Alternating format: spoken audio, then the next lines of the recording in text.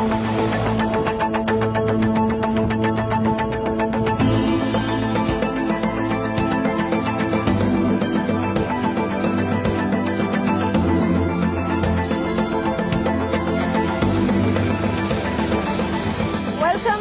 to the historical city of Warangal, just 150 kilometers from Hyderabad. This is the city that tells you in detail the story of the great Kakatiya dynasty.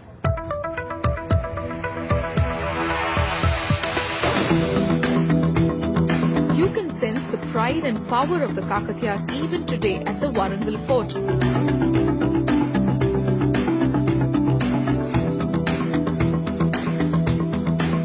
You may be thinking this hardly looks like a fort.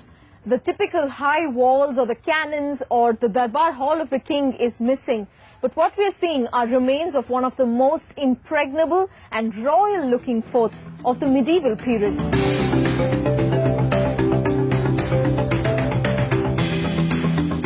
Nowhere else in India you find fort walls looking so rich. These are not mere black granite stones. Each of them have intricate carvings trying to convey the culture of the Kakatiyas. The 12th and the 13th century saw the emergence of the Kakatiya dynasty. According to history, they were the greatest rulers in their time. King Ganapati Deva laid the plan for this fort, but it was his daughter, the famous Queen Rudrama Devi, who completed it. That's why the most ornate and feminine form of carvings in India are seen in the Warangal Fort.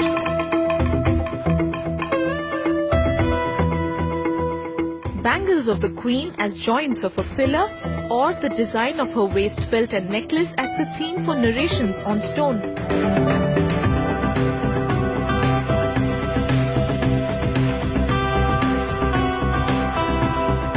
How did they manage such fine carvings on the hardest stone available on earth? The sculptor has left us clues. This is the original form of the stone.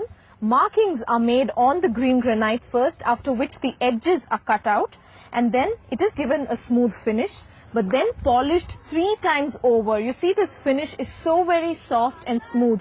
Unless the granite is made so smooth, which is very unlike granite's feature, the carvings are not possible.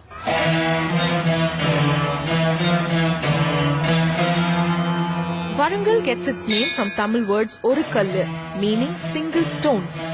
The belief is that the whole city has been carved on a single stone. How incredibly fascinating. I could stare at these enormous, elegant arches forever. They are called Kirti Thoranas, or the gateways of glory. Each of the 4 is a masterpiece, carved out of a single rock 30 feet high.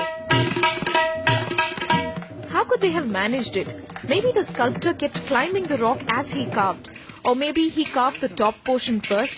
But then, how can perfect symmetry be attained so many centuries back when thread was used as measuring tape? How could these magnificent arches be carved in just 6 days? There are no answers for some things.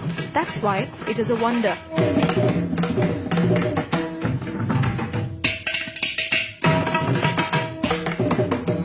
Kakatiya kings were no doubt very powerful, so much so that they took over even the powerful Chola dynasty. But at the time they were ruling most parts of the south, it was Mughal king Alauddin Khilji who was ruling Delhi. He sent his army to conquer this prestigious fort. The war between the army and Pratap King Rudra II went on for about 7 months, after which the Kakatiya king had to give up because he ran out of ammunition.